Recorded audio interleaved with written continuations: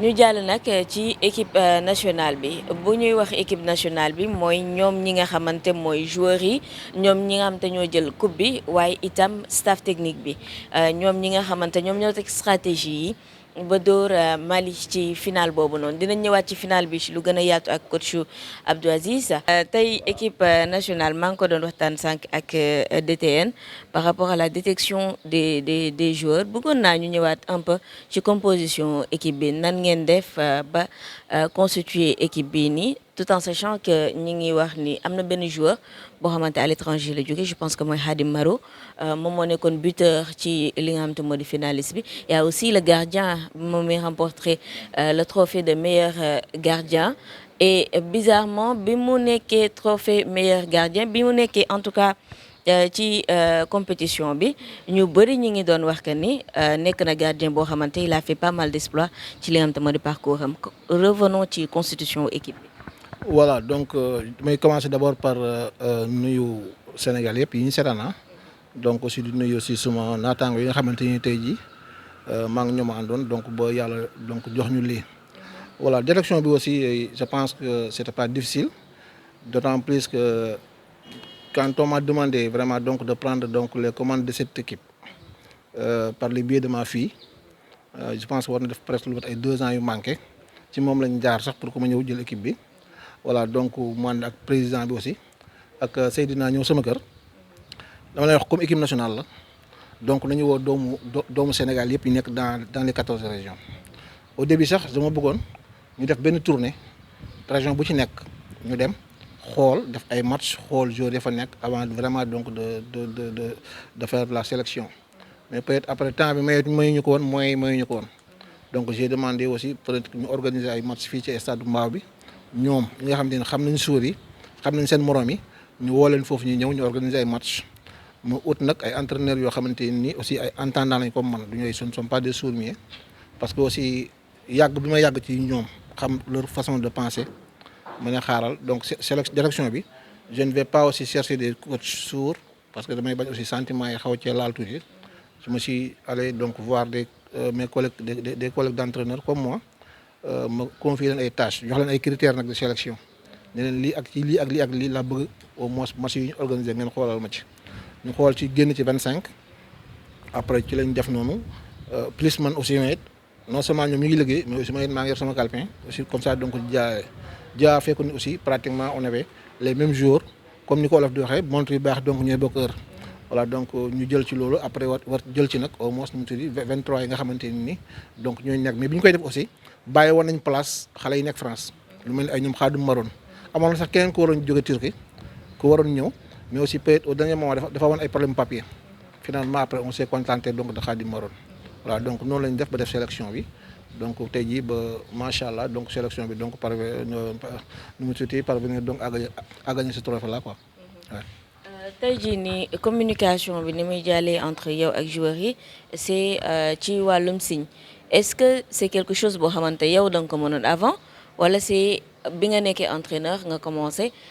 di ko jàng par rapport aussi. Voilà c'est-à-dire en dehors de football bi may def comme entraîneur mu nekk sama métier man dama bokk ci benn kuréel boo xamante ni mu ëmb way laago yu nekk Sénégal yëpp fii ñu toog ni ci département Pikine. Ci fédération département Pikine bu ñuy wax FEDAF fédération départementale des organisations des personnes handicapées de Pikine dama nekk membre ci fédération bi on avait un projet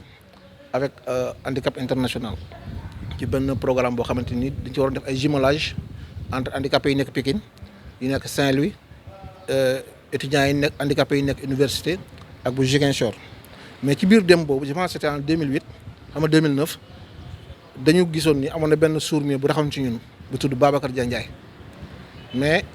ci 5 jours yi ñu def yëpp on avait vu que ni am nañ problème communication ak ñoom bi ma ñibbisee nag je me suis dit que il faut que man ma former wu en langue des signes ne serait-ce que pour yombal communication bi entre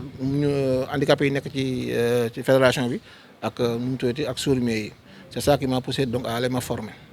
donc fii ñu toog nii mën naa wax ne Pikine képp ku ci amoon doom bu nekk muuma xamoo woon foo ko yóbbu pour mu jàngi. Après ma formation j'ai osé créer ce centre là bi nga xamante ni maag kii taxaw muy Sidi Soukou bi ak ñoo ko commencé après Sémou Diouf ñëw fekk suñu voilà donc ci lañ nekk créé ko ba parents yi nga xamante ni tey jii ñoo am seen i doom handicapé maintenant am sañ-sañu kat léegi chaque année ñëw fii indi fi seen doom yi dañ jàngal. par la suite aussi la maa fii ñëw moom tamit aussi elle a été formée ici ñu indi ko mooy mu bokk ci ñi nga xamante ni tey jii ñoo doon tàggat xale yi quoi voilà donc ça fait des années nag donc man mën naa wax ni ñii sama deuxième famille lañ gannaaw sama waa kër ñii ñooy sama maanaam ñii ñooy sama famille. moo tax aussi bi ñu demee ba xalaat ni ñi ngi daan génn di football ji fu ne ñu dem fa ñu leen di dóor a karank après ils ont ñu gis aussi résultats yi mu doon def fii à Pékin ak voire même dans la région de Dakar ils ont pensé vraiment que ma ñëw yoral leen seen équipe bi quoi. mais am naa yaakaar ni aussi ñi amoon yaakaar ñoo ci man rusuñu waaye aussi am naa yaakaar mais rusloo ma leen quoi voilà. À la fin de l'émission ce secret personnel di nga ñu ko jox parce que nag nee nañ ma coach moom ay final rek lay joué loolu moom secret bi di nga ko jox bu jaree tamit ñu yóbbu la fee équipe nationale A bi nga xamante ndeysaan ni ngi wër trophée boobu ba léegi bu jaree nga dem ci banc bi pour trophée bi ñëw ñu jël ko. D'accord alors ok Niang 4 matchs ngeen joué jël fa li nga xamante moo di trophée bi si on revient ci compétition bi tey jii nii yow lan nga jàpp ne moom moo nekkoon force Sénégal par rapport aux autres équipes. waaw bi may dem Kenya je pense que je parle sous le contrôle de ces deux grands monsieur là yi bokkoon sur mes staff bi kenn ku nekk ci ñoom am na nu muy liggéey mais quand ils ont venu me voir je dis que damay dem ci benn terrain boo xam te ne xaw ma ko. te yàlla dogal na am naa benn projet dans ma tête de jeu boo xamante ni maanaam par exemple si j'arrive vraiment à les inculquer aux joueurs xam naa ne dugal suñuy camp dana jafe waaye ku ma xasee dugal benn yoon sama camp dootul gaaw dugaat ñu wax j'ai partagé avec eux parce que comme c'est des grands monsieur mais leen nii laa gisee ñoom tamit aussi ñoom ñu adhéré voilà donc ci projet bi ma ba ñoom seen wàllu boobu sax ñu maîtriser projet bi. am na ci benn maa ngi fàttaliku benn match d'entraînement bu ma njëkk a football ma dugal benn équipe B bi am na benn grand bu taxawoon ci touche yi moom vraiment tànk yi doon dem ak lu ne am na lu ma wax nag mënu ma ko wax ci télé bi waaw mais bi beneen équipe bi ñëwee lay doog a comprendre ne effectivement que ni je me suis pas trompé vraiment donc sur la sélection voilà donc vraiment ñoom ñëpp ñu adhéré ci projet bi. c'est des grands monsieur je les dis que bu nekkul ñëw leen fii pour ma leen wax lii ak lii ngeen di def j'aimerais que kenn ku nekk ci yéen mu génn lu nekk ci dënnam voilà donc après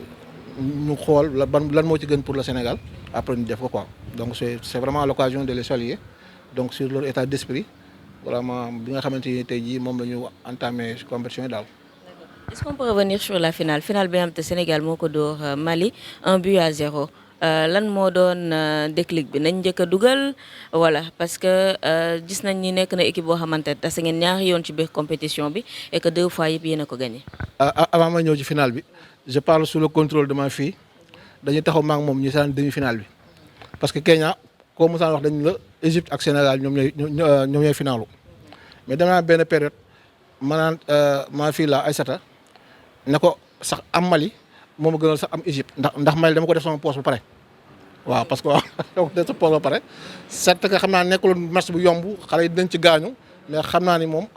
amuñu capacité décortiquer man sama projet de jeu waaw loolu moom je sais que ni parce que j'avais eu la chance de les voir jouer ñoom ñoo waroon jouer match de levée de rideau contre Kenya ñoom ñu yéex a ñëw ils nous ont demandé ñu jouer ko donc bi ñu gagné waa ji ba pare ñoom ñu dellusi ñu bëgg ñun aussi ñu jouer ak Mali ñu leen déedéet comme dañoo sauvé woon situation bi ba jouer yéen jouer leen ak Mali comme ça après ñu doog jouer ak Mali donc match boobu ñu jouer ak Mali nag moo ñu permettre vraiment staff technique bi kenn ku ci ne ci kaw ñu seetaan ko ku ne def sa observation bi ñu décortiquer aussi vraiment donc maanaam les points faibles et les points forts de l'équipe du Mali vraiment ci lañ ñëw nag defar benn plan de jeu en dehors de notre projet de jeu defar benn plan de jeu boo xam te ni peut être pour contrer Mali soo xoolee match aller bi sax plan de jeu bi lañ le joueur yi gën a respecté que suñu projet de jeu parce que desoon na ay relation entre suñu milieu ak suñu attaque mais comme yàlla dogal na suñu ñoom staff bu xarañ donc avant ñu dee ak ñoom aussi après on a corrigé donc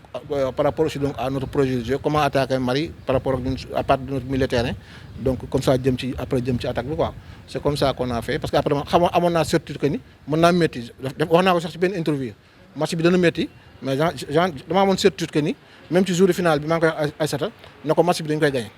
loolu moom daf maa leeroon quoi waaw parce que waa ji moom xam naa ni bu dee sur le plan jeu rek sur le plan technique dugaloon naa ko sama poste ba pare waaw dugaloon naa ko. D'accord alors gagné nañ Coupe d'Afrique bi